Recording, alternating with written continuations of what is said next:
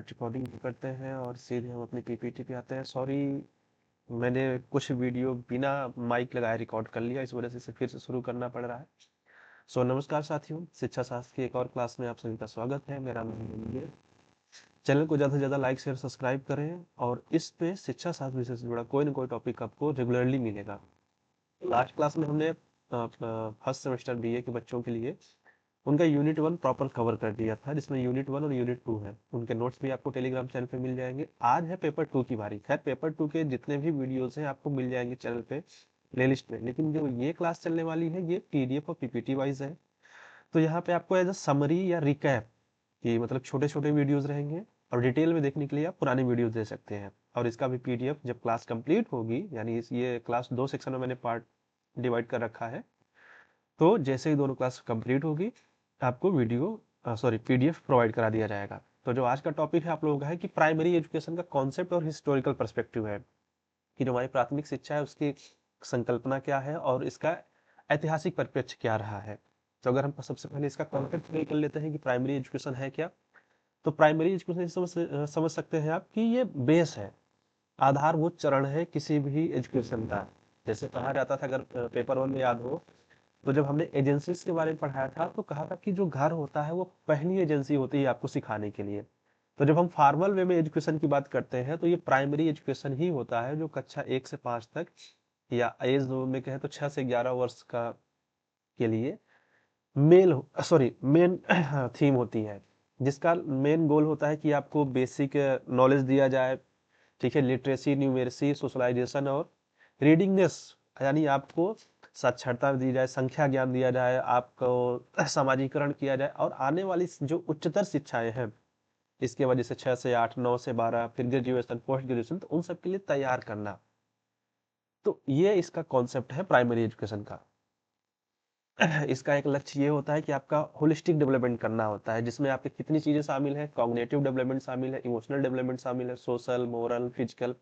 यानी ऐसा नहीं कि सिर्फ आपको हम मूलभूत साक्षरता ज्ञान दे देंगे, नहीं, आपके एवरी एस्पेक्ट को टारगेट किया जाता है, जिससे कि आप हर तरीके से आप शिक्षा के लिए तैयार हो पाए। और यही एजुकेशन है जो को आपके लिए एक द्वार खोलती है, कह सकते हैं कि एक गेटवे तैयार करती है, जो आजीवन सीखने के लिए आपको प्रिपेयर करती है, जिसके द्वारा आप फिर क्या करते हैं कि राष्ट्र के योगदान के लिए आर्थिक भागीदारी, नागरिकता, राष्ट्र निर्माण, इन सब चीजों के लिए आपको प्रिपेयर करती है। कौन सी? Primary education. इसीलिए प्राइमरी एजुकेशन बच्चों को देना बहुत जरूरी होता है। अब इसका उद्देश्य क्या है, अगर हम इसके ऑब्जेक्टिव की बात करें तो सबसे पहले इसका है कि फंडानेशनल हो गया, फंडामेंटल होना चाहिए, सॉरी, ठीक है, सॉरी, नहीं नहीं सही है, फाउंडेशनल लिटरेसी एंड न्यूमेरेसी, यानी आपको reading with comprehension, basic arithmetic, यानी आपको आधारभूत शिक्षा दी जाएगी, साथ जिसमें साक्षरता ज्ञान, संख्या ज्ञान, ये बेसिक चीजें आपको डेवलप की जाए। जैसे कई लोगों को देखिए कि बड़े बुजुर्ग हैं, मतलब जो बहुत सीनियर है, यानी कह सकते हो कि 80 एज वाले हैं या उससे ऊपर वाले हैं, लेकिन अगर उन्होंने बेसिक एजुकेशन है तो चीजों को वो सिर्फ मेमोराइज करके काम करते हैं, लेकिन अगर उनसे लिखने के लिए कह दो तो वो 100 तक का टेबल नहीं लिख सकते, क्योंकि उन्होंने उस चीज का नॉलेज नहीं लिया। लेकिन हाँ, प्रैक्टिकल नॉलेज है, उनको ये पता है कि ये 100 की नोट है, ये 200 की नोट है, पर उस चीज का ज्ञान नहीं है। तो ये इसका पहला उद्देश्य होता है कि आपके अंदर बेसिक सारी चीजें डेवलपमेंट करना। फिर सोशलाइजेशन, क्योंकि जब आप आते हैं तो सोसाइटी का हिस्सा बनते हैं, तो इसमें भी आपका एम करता है। अगर याद हो तो फर्स्ट पेपर जो आप लोगों का था, तो उसमें जब मैंने एजेंसीज पढ़ाया था, तो उसमें जो पहली एजेंसी थी, अगर आपको याद है, तो होम होम का भी एक कॉन्सेप्ट था कि आपको समाजीकरण देने में, सोशलाइजेशन करने में तैयार करती है। और जब उसके मैंने एज अ स्कूल पढ़ाया था तो उसमें भी ये चीज आपको समझाई थी। तो यहाँ पे भी प्राइमरी एजुकेशन क्या है, एक तरह से आप फॉर्मल एजुकेशन में आ गए आप। और जब फॉर्मल एजुकेशन में आ जाएंगे तो उसकी जितनी भी मेरिट है सारी लागू हो जाएगी, जहाँ पे आपको नैतिकता, कॉपरेशन, सहयोग करना, एक डेमोक्रेटिक एटीट्यूड डेवलपमेंट करना, ये सारी चीजें प्राइमरी एजुकेशन देने का उद्देश्य होता है। इसके बाद क्या होता है कि आपके अंदर लाइफ स्किल डेवलपमेंट की जाती है, जीवन संचार कौशल विकसित किया जाता है आपके अंदर।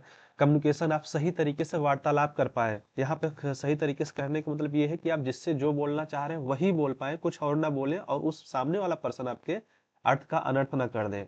जैसे कह दे कि कनक चाहिए हमें, कनक के दो अर्थ होते हैं, किस सेंस में कह रहे हो ये भी आपको क्लियर करना पड़ेगा। एक कनक का अर्थ होता है धतूरा, एक होता है सोना, वो गोल्ड वाला सोना, सोने वाला सोना नहीं। तो ये आपको क्लियरली बताना पड़ेगा कि आप किस वे में कह रहे हैं। फिर यही चीज आपको क्या होती है, प्रॉब्लम सॉल्विंग स्किल डेवलपमेंट करती है, होलिस्टिक डेवलपमेंट करती है, जिसमें आपके फिजिकल, इमोशनल, एथेस्टिक, यानी कह सकते हो कि जितने भी आपके पर्सनालिटी के एस्पेक्ट हो सकते हैं, उन सब का डेवलपमेंट करना होता है। और साथ में ये समावेशिता एवं समानता को लेकर चलती है, इंक्लूसिविटी और इक्वालिटी या इक्विटी, यानी इन पे हम हर विशेष वर्ग के बच्चे पे ध्यान देंगे कि कोई ऐसा समूह ना हो या कोई ऐसा बच्चा ना हो जो छूट जाए। जैसे देखो तो अलग अलग विद्यालय इसीलिए खोले जाते हैं, जैसे सबको हम एक जैसी शिक्षा नहीं दे सकते। अगर कोई हैंडीकैप्ड है तो उसके लिए अलग स्कूल होते हैं, ठीक है, कोई अगर ब्लाइंड चीजों से परेशान है तो उसके लिए अलग मेथड यूज किया जाता है। क्यों दे रहे हैं? क्योंकि सबको समान अवसर मिलना चाहिए, सबको उस चीज का हक है। तो प्राइमरी एजुकेशन भी ये सारे कॉन्सेप्ट लेके हमारी चलती है। अब इसकी इंपॉर्टेंस क्या है, प्राइमरी एजुकेशन की इंपॉर्टेंस क्या है? तो सबसे जो लाइफ टाइम लर्निंग का कॉन्सेप्ट होता है वो यहीं से आता है बच्चे के अंदर, क्योंकि जब वो एक फॉर्मल एजुकेशन में आता है तो यहीं से उसकी नींव पड़ती है। जो फ्यूचर के लिए उसके वोकेशनल है, स्किल्स हैं, पर्सनालिटी डेवलपमेंट, यानी कह सकते हो कि जितनी भी उसके अंदर नींव पड़नी, जैसे ऐसे समझ लो कि अगर कोई आप घर बनाते हैं, मेरी ड्राइंग बहुत अच्छी नहीं है, ठीक, ये प्रवेश द्वार हो गया, तो हम नींव डालते हैं ना उसकी, नींव जितनी मजबूत होगी, ये नींव समझ लीजिए, घर उतना मजबूत होगा, उतना टिका रहेगा, गिरने की शंका नहीं रहती। तो ये सारी चीजों कह सकते हो कि नींव की तरह काम करती है प्राइमरी एजुकेशन, जिसमें से समाज के विकास, साक्षरता दर, नागरिक चेतना, या कह सकते हो आर्थिक सामाजिक समानता, ये सारी चीजों को फिक्स करने का एक तरीका होता है हमारी प्राइमरी एजुकेशन। अब इसकी विशेषताएं तो सबसे बड़ी चीज है पॉइंट्स वही है, बस थोड़ा थोड़ा इधर उधर करके हैं। तो बच्चे के समग्र विकास पे ध्यान, यानी एक लाइन में कहा जाए तो बच्चे के होलिस्टिक डेवलपमेंट पे। फिर हम फोकस करते हैं experience, activity based and play based learning पे। अब यहाँ जो बच्चों को हम सिखाते हैं वो लेक्चर जैसे हम आप लोगों को दे रहे हैं इस तरीके के लेक्चर नहीं यूज किए जाते हैं। वहाँ पे अनुभवात्मक शिक्षा, खेल कूद पे ये सब होती है। मोस्टली फोकस फोकस किया जाता है कि लोकल लैंग्वेज का प्रयोग किया जाए, क्योंकि वो उसी लैंग्वेज के लिए तैयार होते हैं। शुरुआत में उन्हें लैंग्वेज का बहुत ज्ञान नहीं होता, वो एक ही लैंग्वेज जो आपने घर में देख सुन रहे हैं उसी का यूज करते हैं। मल्टी लैंग्वेज तो बाद में बनते हैं। सभी को समान अवसर दिया जाएगा, इसकी भी नींव यहीं से पड़ती है। और टीचर और स्टूडेंट के बीच एक कोऑपरेटिव और एक क्या कह सकते हो कि अफेक्शन वाला जो इन्वायरमेंट क्रिएट होता है वो यहीं से पहले पड़ती है। क्योंकि प्राइमरी एजुकेशन के पहले तक तो बच्चा घर में है, तो घर में तो उससे सारी चीजों से उसके अच्छे रिलेशन बॉन्ड्स हैं। बट स्कूल में आने पे पहले अगर याद रखो तो बच्चे स्कूल जाने से डरते थे, टीचरों को आना पड़ता गया चल स्कूल, बच्चों को भेजते थे। हम लोग जब पढ़ते थे तो कुछ बच्चे नहीं आते थे तो टीचर भेजते थे कि जाओ उसको उठा लाओ, तो हम लोग उठा के लाते थे। तो वो सारी चीजें यहाँ डेवलपमेंट की जाती है। खैर, अब अगर हम बात करते हैं, ये हो गया प्राइमरी एजुकेशन का कॉन्सेप्ट हो गया। अगर हम बात करते हैं हिस्टोरिकल पर्सपेक्टिव के हिसाब से, तो अगर हम इसको भारत के में देखें तो इसको मेनली हम 5 पार्ट में बांट सकते हैं। सबसे पहले अगर हम एंशियंट इंडिया की टाइम करें, अगर वैदिक काल में आ जाए, फिर बौद्ध काल में आता है, देन मुस्लिम काल जिसको हम मध्यकाल भी कहते हैं, फिर ब्रिटिश काल आता है, और फिर स्वतंत्रता के पश्चात। तो अब यहीं से जो सेक्शन होगा, तो आज हम जो दो कवर करेंगे, एंशियंट और बौद्ध काल का, और फिर नहीं शायद मिडिल मुस्लिम भी कवर कर रखा है, हाँ। तो एंशियंट इंडिया की बात करें तो यहाँ पे जो एजुकेशन सिस्टम था वो गुरुकुल सिस्टम था। गुरुकुल सिस्टम क्या था कि गुरु गृह रह के ही आपको शिक्षा मिलती थी।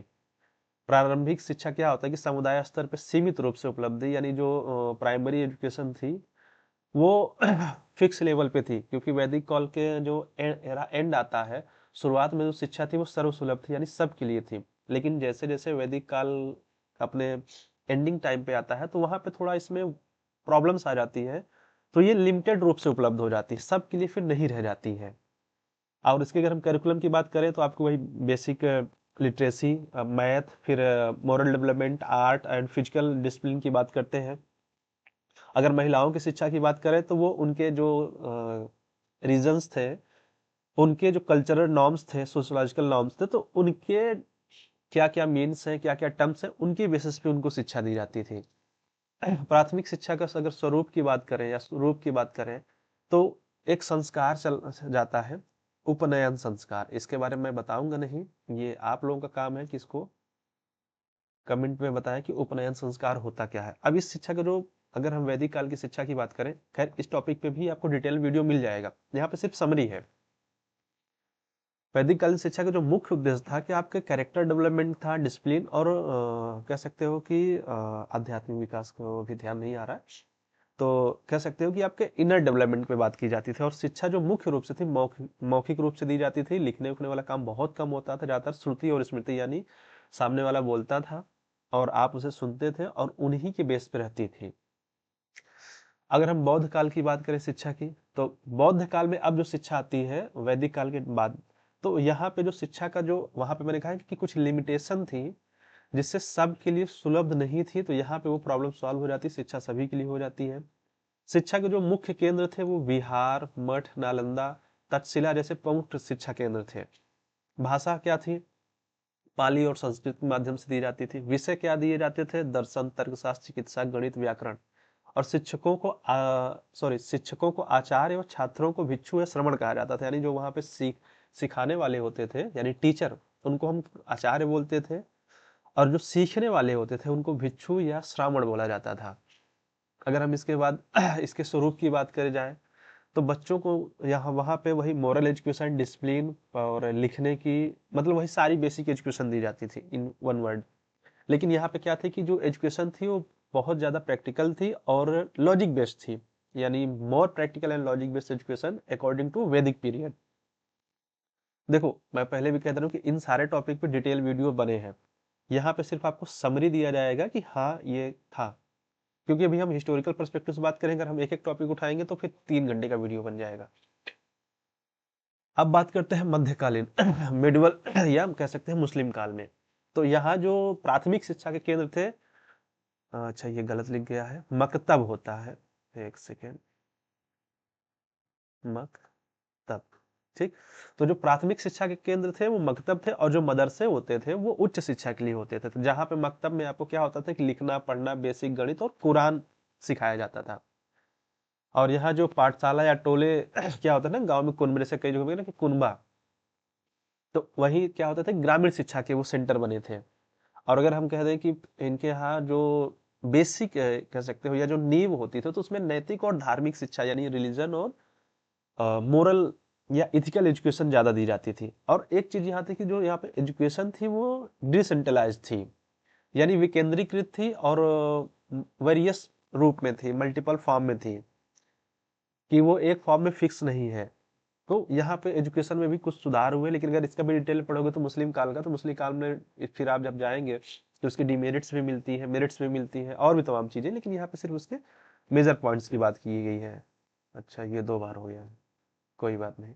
सो यहाँ पे ये क्लास खत्म होती है और आगे ब्रिटिश काल और स्वतंत्रता के पश्चात का टॉपिक हम लोग नेक्स्ट क्लास में डिस्कशन करेंगे। तब तक के लिए थैंक यू। चैनल को ज्यादा से ज्यादा लाइक करें, शेयर करें, सब्सक्राइब करें। मिलते हैं आप लोगों से कल। Thank you. इसको बंद कर दिया जाए।